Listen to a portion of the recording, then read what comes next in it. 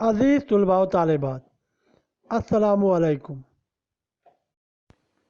My self Taufiq Shaikh, welcome to my YouTube channel.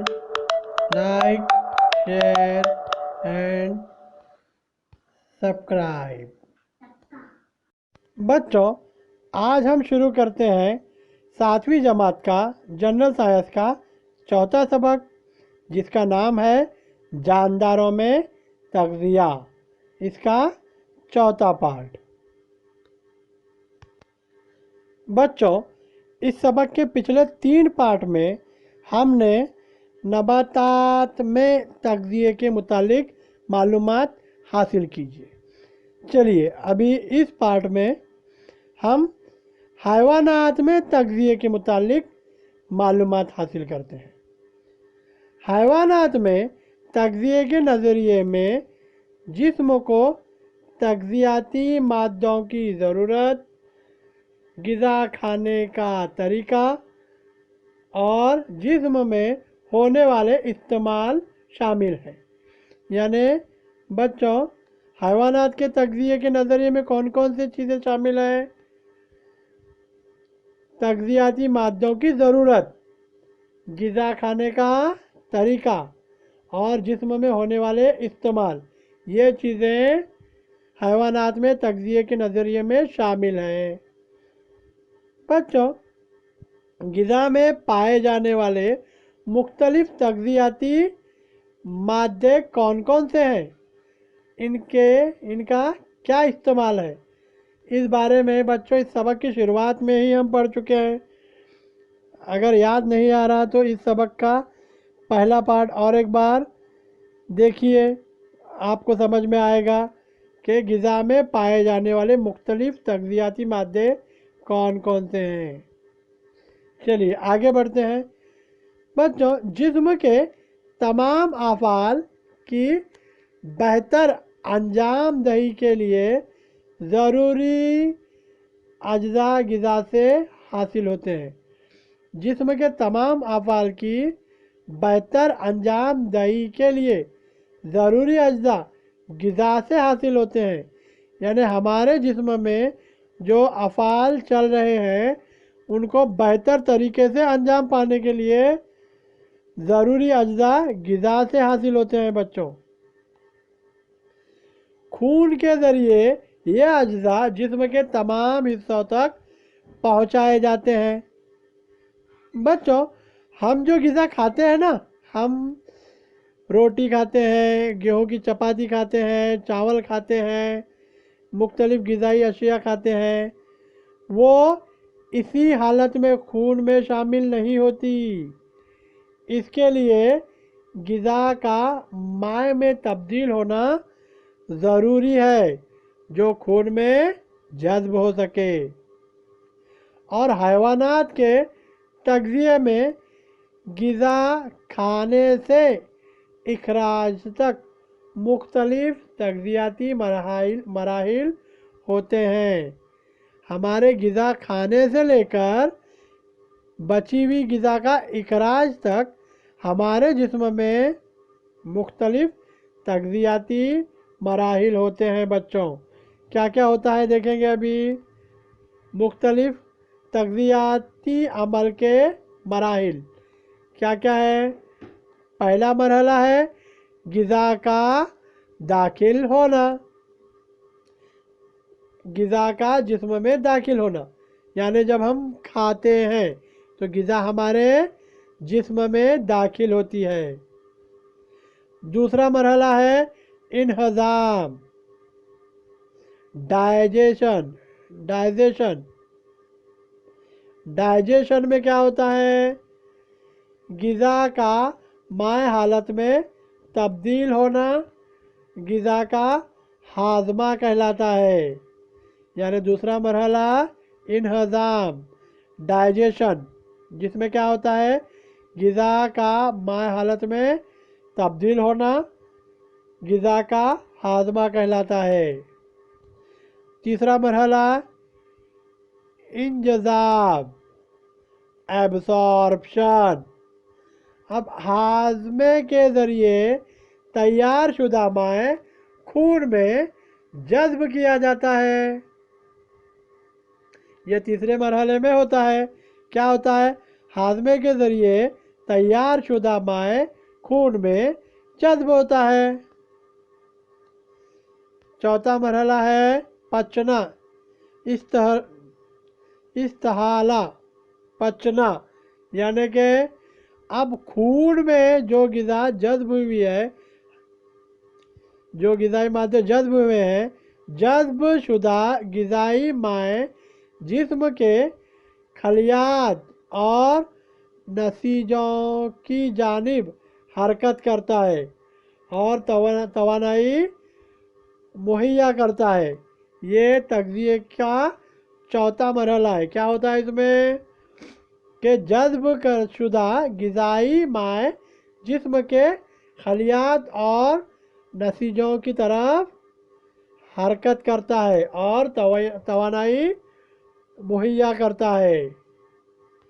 اور تغذیاتی مرحلے کا پانچواں اور آخری مرحلہ ہے اخراج۔ کیا ہوتا ہے اس میں؟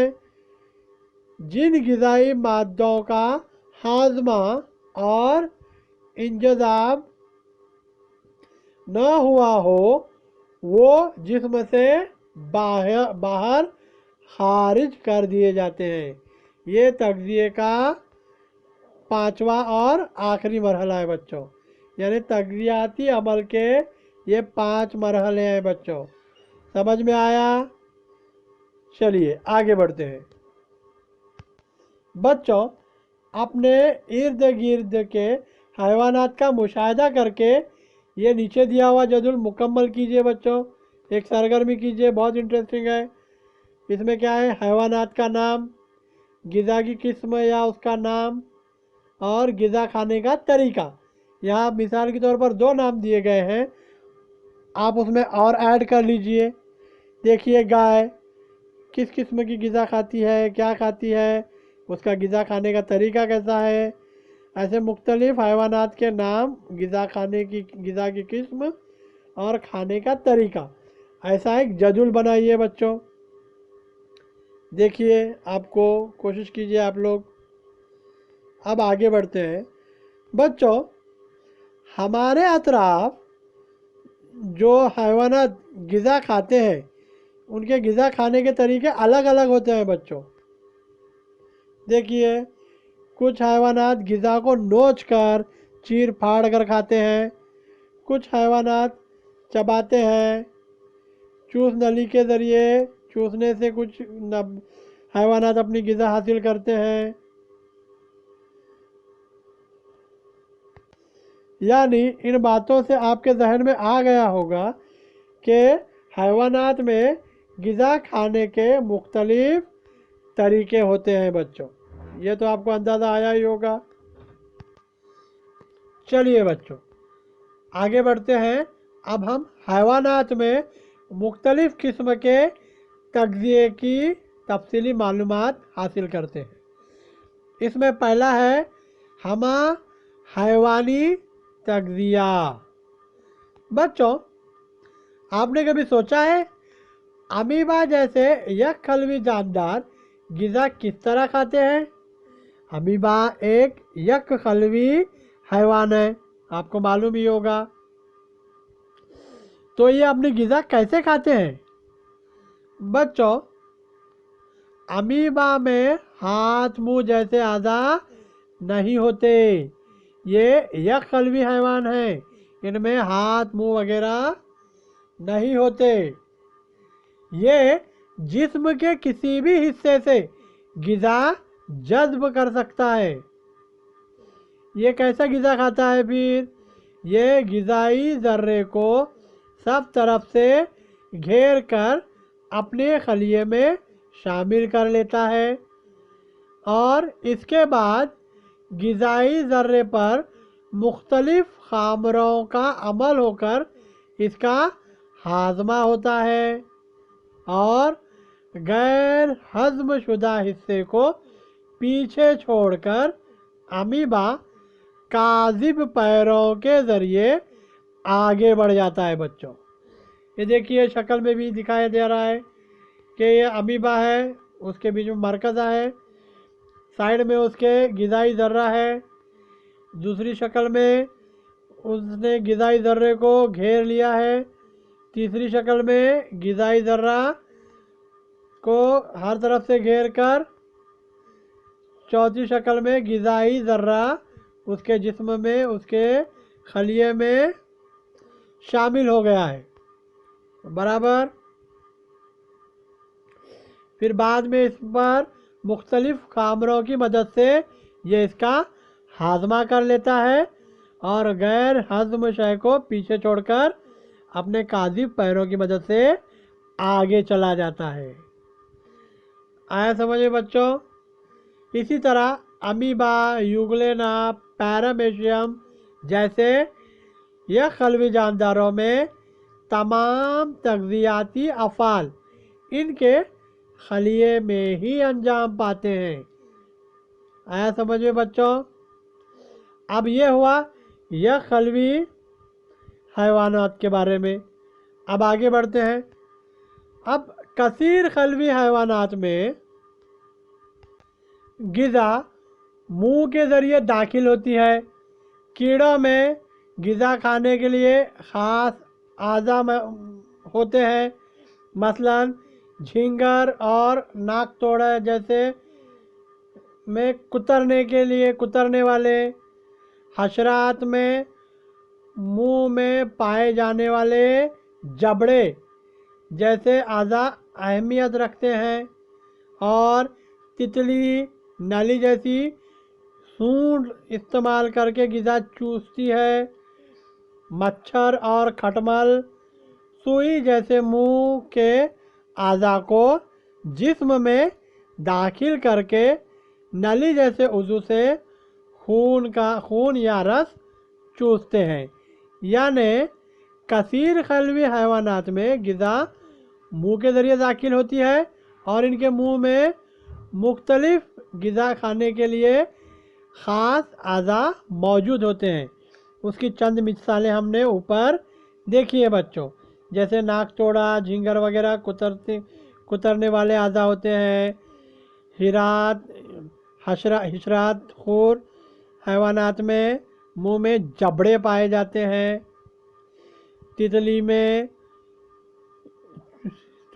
नली जैसी सूंड होती है जिससे वो रस चूस लेती है।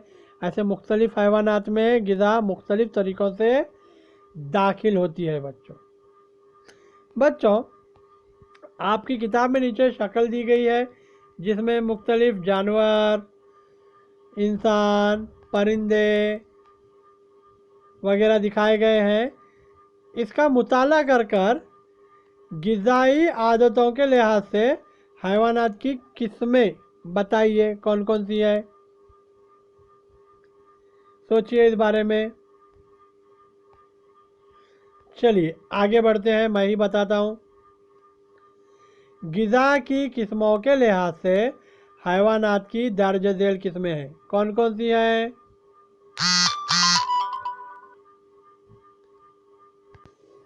पहली किस्म है सब्ज़ी खोर हैवानात, हर्बाइवर्स। नाम से ही अंदाज़ा आ गया होगा बच्चों आपको। यानी ऐसे हैवानात जो अपनी ग़िज़ा नबातात से, घास फूस से हासिल करते हैं, फल फूल से, उन्हें सब्ज़ी खोर हैवानात कहते हैं।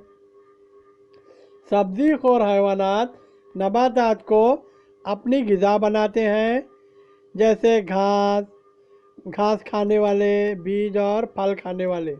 इसकी मिसालें आप दीजिए बच्चों। सब्ज़ी खोर हैवानात समझ में आया। अभी अगली किस्म देखते हैं, कौन सी है अगली किस्म? गोश्त खोर हैवानात, कार्निवोर्स। कुछ हैवानात ग़िज़ा के लिए दूसरे हैवानात पर मुनहसर होते हैं, यानी कुछ हैवानात दूसरे हैवानात को मारकर अपनी ग़िज़ा हासिल करते हैं बच्चों, जैसे शेर, चीता वगैरह, हिरन, खरगोश, या दूसरे हैवानात का शिकार कर अपनी ग़िज़ा حاصل کرتے ہیں۔ تو ایسے حیوانات کو کہتے ہیں گوشت خور حیوانات۔ آیا سمجھ میں بچوں؟ اب اس میں کچھ ایسی بھی چیزیں ہیں جو کیڑوں کو وغیرہ کھا کر بھی اپنی غذا حاصل کرتے ہیں بچوں۔ ذرا ان کی مثالیں دیجئے بچوں، ایک جدول بنائیے اور حیوانات کی قسمیں اور وہ کیا کیا کھاتے ہیں اس کے متعلق معلومات حاصل کیجئے۔ ٹھیک ہے بچوں، چلیے اب اگلی قسم کی طرف آتے ہیں۔ دو قسمیں ہو گئی، سبزی خور حیوانات اور گوشت خور حیوانات۔ اب آگے دیکھتے ہیں ہمہ خور حیوانات، یعنی اومنیور۔ کچھ حیوانات غذا کے لیے حیوانات اور نباتات دونوں کا استعمال کرتے ہیں، یعنی کچھ حیوانات ایسے ہوتے ہیں جو نباتات کو بھی کھاتے ہیں، سبزی ترکاری پھل فروٹ بھی کھاتے ہیں اور دوسرے حیوانات کو بھی کھاتے ہیں۔ تو ایسے حیوانات کو ہمہ خور حیوانات کہتے ہیں۔ اب اس کی مثال یہاں دی گئی ہے، بندر، چمپینزی، انسان وغیرہ۔ آیا سمجھ میں بچوں؟ بچوں، وسطی اور جنوبی امریکہ میں پایا جانے والا جانور جو چونٹیاں کھاتا ہے وہ مورخور ریچھ کے نام سے جانا جاتا ہے بچوں۔ یہاں دیکھیے اس کی تصویر ہے، جو چونٹیاں کھاتا ہے۔ اگر انٹرنیٹ اویلیبل ہے بچوں آپ کے پاس تو اس کی تصویر نکال کر اس کی تھوڑی معلومات حاصل کیجئے۔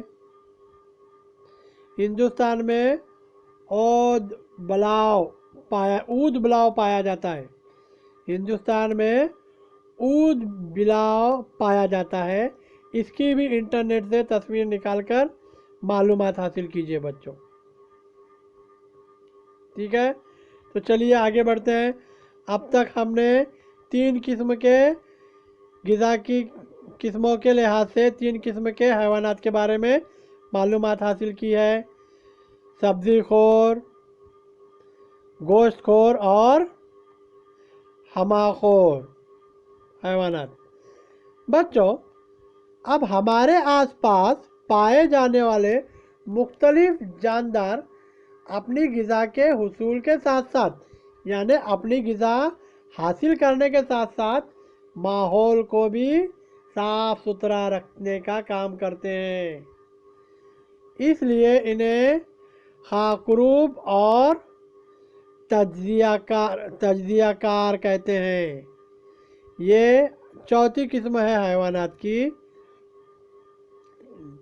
یہ اگلی قسم دیکھتے ہیں، خاکروب۔ یہ مردہ حیوانات کے جسموں سے غذا حاصل کرتے ہیں۔ یہ حیوانات اپنی غذا مردہ جسموں سے اپنی غذا حاصل کرتے ہیں، مثلا لکڑبگھا، گیدڑ، کوے وغیرہ یہ مردہ حیوانات کے جسموں سے اپنی غذا حاصل کرتے ہیں۔ یہ ایک قسم ہو گئی بچوں۔ اب اگلی قسم ہے تجزیہ کار، ڈیکمپوزر، یعنی چند خوردبینی جاندار جو مردہ اجسام کے باقیات اور کچھ اشیاء کے سڑنے سے غذا حاصل کرتے ہیں، تو اسے ڈیکمپوزر کہتے ہیں بچوں، تجزیہ کار۔ جبکہ کچھ قدرتی مادوں کے سڑنے کے عمل کے ذریعے خوردبینی جانداروں میں نشو و نما ہوتی ہے۔ یہ ہو گئی بچوں 5ویں قسم۔ ٹھیک ہے بچوں، سمجھ میں آیا آپ کو کہ غذا کی قسموں کے لحاظ سے حیوانات کی قسمیں ہم نے ابھی دیکھی ہیں بچوں۔ ایک سبزی خور، پھر اس کے بعد 2 گوشت خور، ہمہ خور حیوانات، یہ 3 بیسک قسمیں ہیں، اور اس کے بعد چوتھی اور 5ویں خاکروب اور تجزیہ کار، یہ ہم نے مختلف قسمیں دیکھی ہیں بچوں۔ تو آج ہم اس سبق کا چوتھا پارٹ یہیں پر ختم کرتے ہیں بچوں۔ چلیے اگلے پارٹ میں ملتے ہیں، اپنا خیال رکھیے، اللہ حافظ۔